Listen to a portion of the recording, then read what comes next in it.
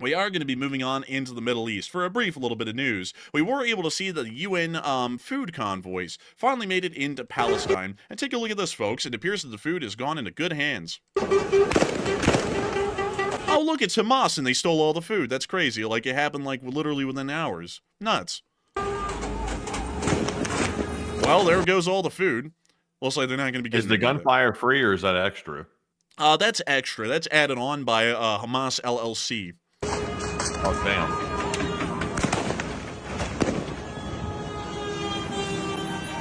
I didn't know you could really, like, swerve a truck quite like that, that size. Me either.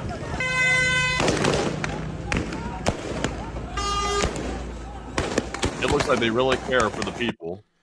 It really does look like they care. It's such a great level of care. And to really quickly explain to y'all, this is what generally was happening. So the UN humanitarian convoys came in with the food. The drivers get out of the trucks and they pretty much just leave them, because the truth is that the Gaza Strip is usually the Wild West, and whenever these food trucks come in, it's completely lawless. So they get the drivers out. They pretty much just run away.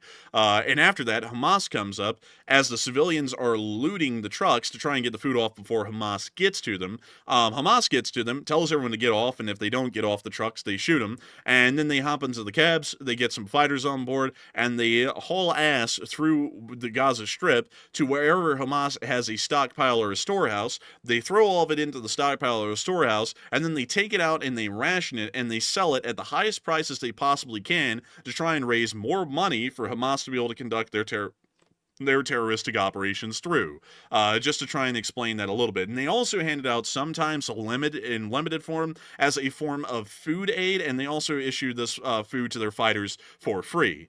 So that's generally to explain to y'all a little bit what's going on with this. It's actually a little bit similar with how they use food for loyalty, with how North Korea actually uses food for loyalty in the Korean People's Army through the Songbun system.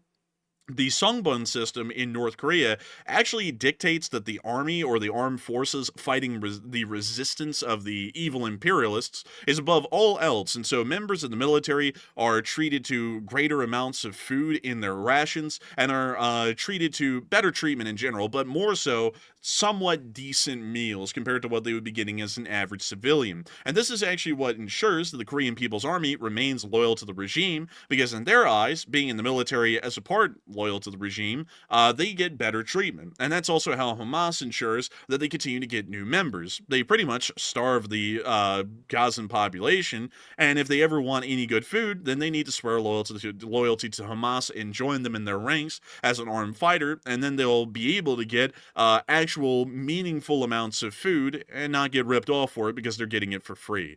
So that's actually how Hamas works, pretty much the identical same way to the North Korean government, just to explain that a little bit.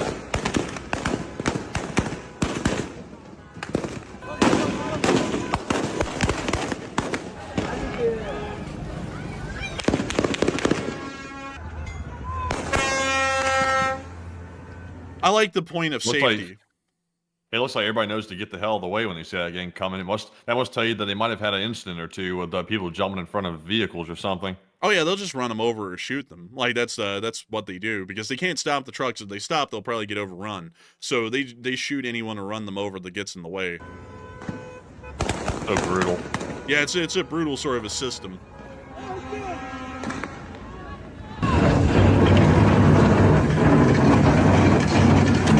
Now I've never seen that. That is crazy right there. Imagine if it hits like a rivet or a bump in the road. That thing's gonna flip. Yeah, I know. Look at that. Why the hell is that? I didn't know those could go that fast either, man. Like I thought those things were governed. That thing's going like 40 miles an hour. Dude, it was like booking. I've never seen anything like that. But they just kept coming.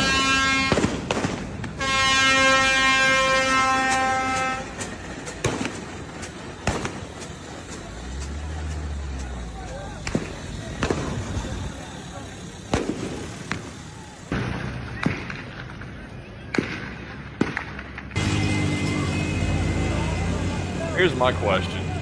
how can they have cell phones with cellular plans, but yet they don't have any food? It's like, isn't a cell phone and cellular plan something that's like considered a luxury, but yet they don't even have the basics of food? Like something like is kind of not adding up there with that. It's a little bizarre. I don't really know how to explain it.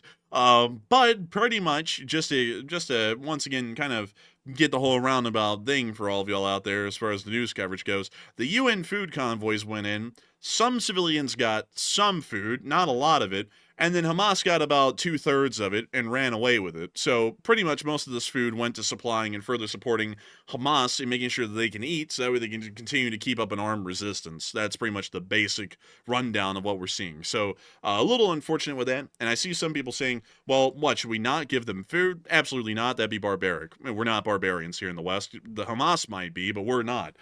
There has to be some sort of a way, though, that there can be some sort of a food distribution center or a hub that can be set up else to where it's not being taken over by Hamas each and every damn time, because it's endless at this point. It's a massive humanitarian situation going on. People are starving inside the Gaza Strip, but the problem is that we can't get any food in, because even if we do get the food in, Hamas just ends up stealing it anyways. So these people are still starving.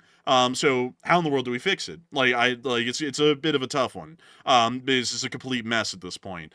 So there has to be some sort of a third party somewhere that we can set up to be able to get these people food to where they can eat, because the Israelis are, of course, not feeding them, and the Hamas forces are not going to let them eat either. So there's really no way for these people to get food at the moment. They're quite literally between a rock and a hard place.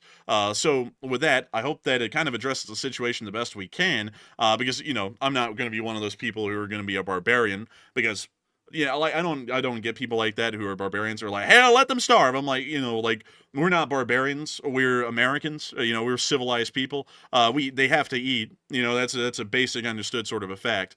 So we have to figure out a way to get them food, because they're not getting food either way. If we just drop it off in there to them, Hamas steals it and they get none, and the Israelis aren't giving them either. So what do? We've got to find out some way to set up some sort of system to where they can access the food, but Hamas also isn't able to steal it, and the Israelis are not going to protest against it. So a little bit tough on that one. But anyways, with that, we are going to be moving on into northern Syria near Latakia, where we were able to confirm that there were